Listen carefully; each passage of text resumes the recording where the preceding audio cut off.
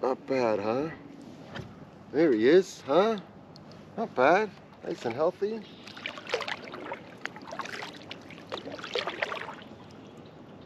Hello everyone, back at it again in my little yellow kayak.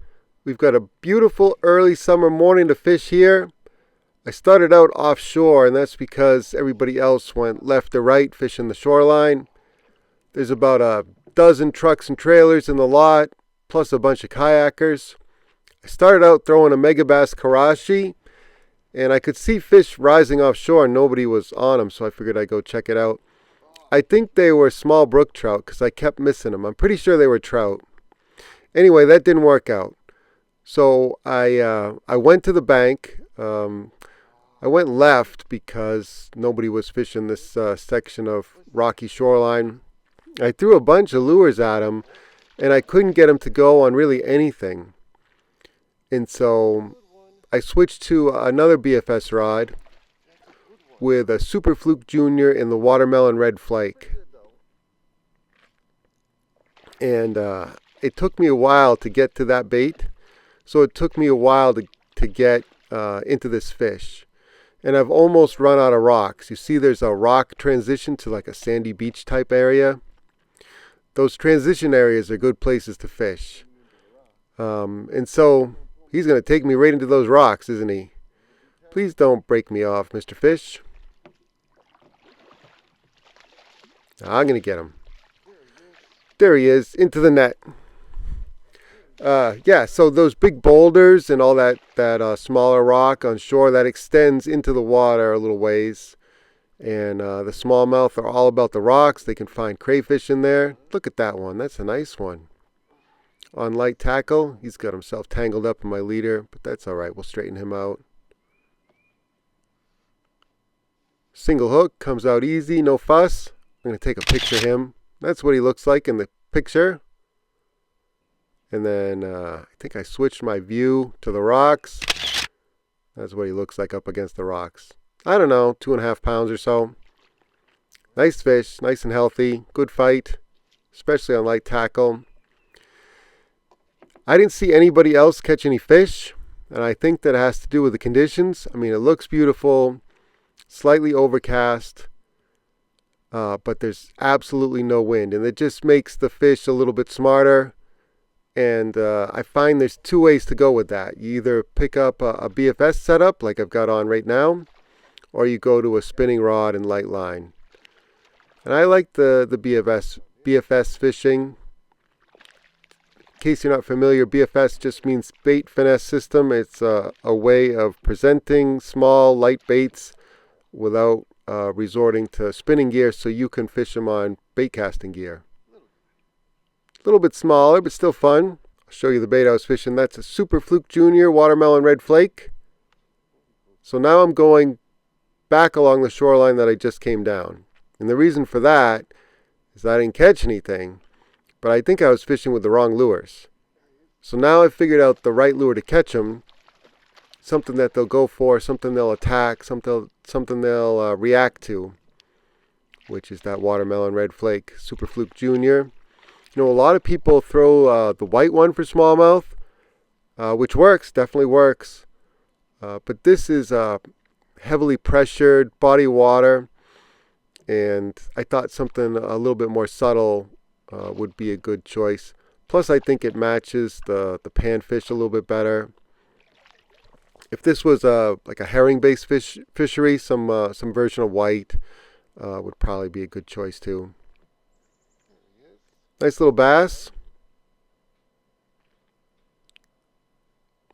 1.5 pounds, 2 pounds, nice and fat.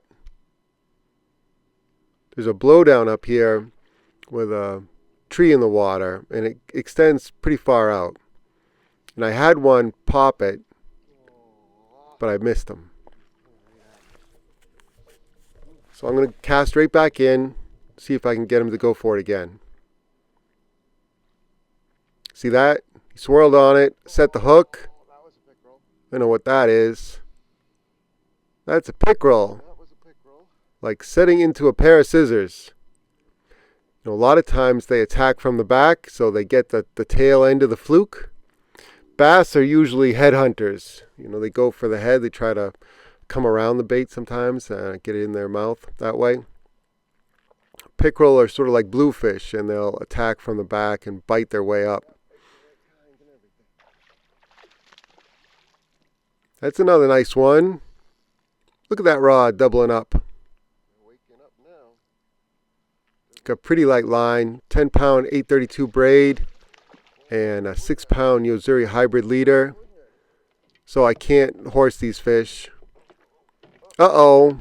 I'm going to net them, and my net's tangled up in a crankbait. I was fishing a crankbait earlier. That's one of the baits that I figured out didn't work. So that's, again, why I'm going back through the same shoreline.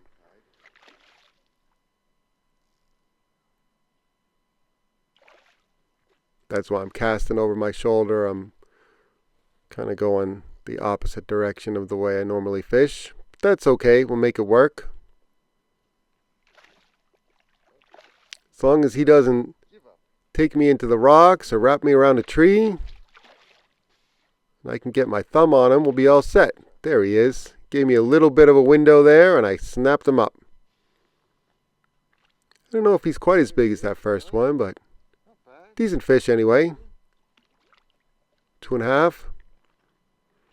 Oh yeah, and I'm going to get that crankbait out of my net, so if I do hook another nice fish, I can scoop him up with a net. You see that cast right up against the rocks, right up against shore?